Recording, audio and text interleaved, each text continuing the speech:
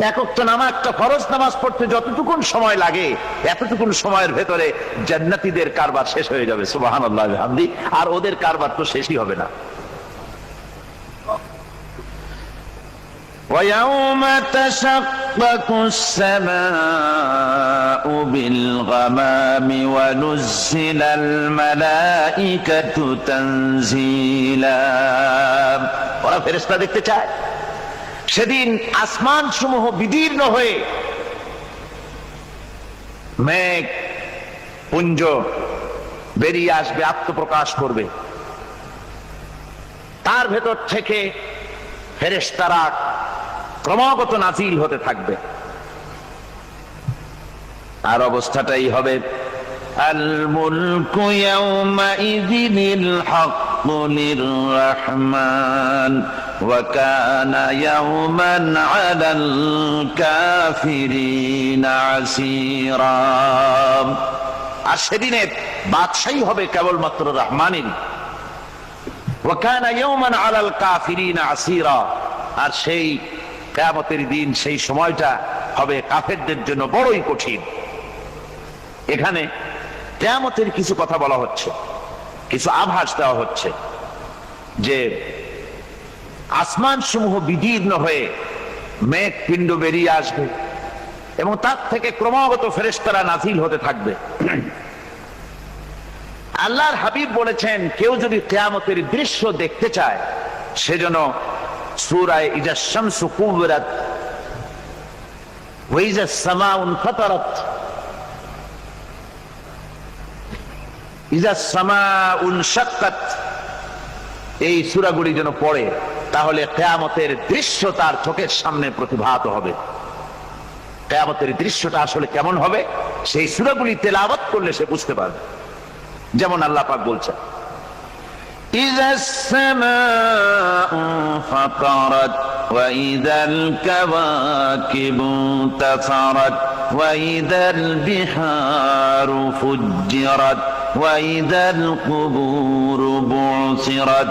যখন আকাশসমূহ চূর্ণ বিচূর্ণ হয়ে যাবে আর তারকাসমূহ বিক্ষিপ্ত হয়ে পড়বে, সমুদ্র মহাসমুদ্রগুলি দীর্ণ বিদীর্ণ হয়ে যাবে, কবরগুলি সব উদ্গীরণ করে দেবে, তার মধ্যে যা আছে সে সবগুলি।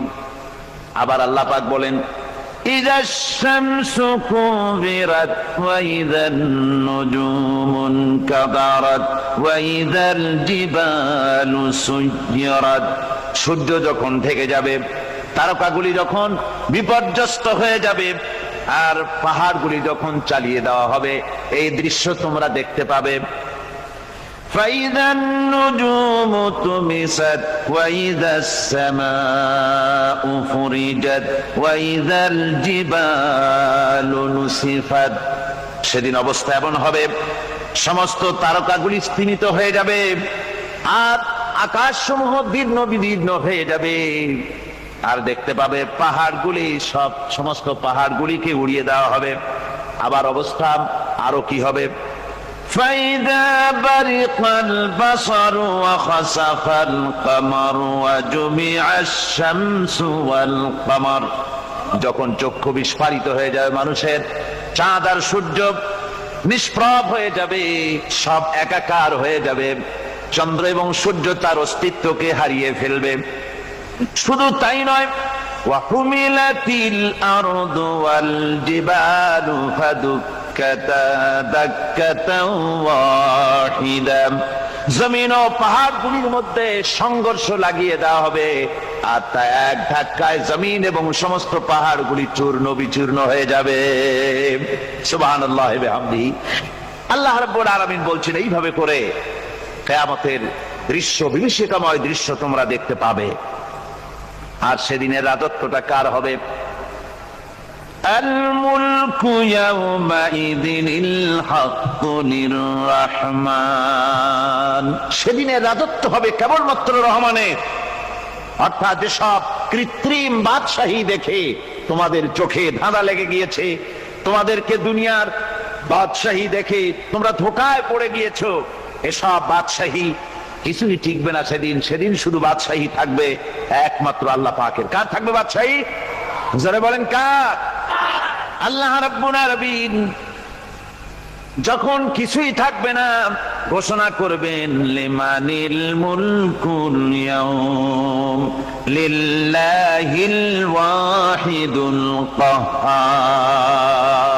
আজকে কার রাজত্ব? চারিদিক থেকে আওয়াজ আসতে থাকবে, পরাক্রমশালী আল্লাহ রাব্বুল আলামিন, ইনি রাজত্ব আর কারো নয়। হাদিস শরীফে এসেছে, বুখারী মুসলিম শরীফের হাদিসে এসেছে, আল্লাহর নবী বলেন আল্লাহ রাব্বুল আলামিন তখন তার এক হাতে আকাশ মণ্ডলীকে ধারণ করবেন, আর এক হাতে জমিনকে ধারণ করবেন। আকাশ মণ্ডলী এক হাতে, জমিন এক হাতে। এভাবে আল্লাহ রাব্বুল আলামিন বলবেন আইনাল জাব্বারুন আইনাল মুতাকাব্বিরুন।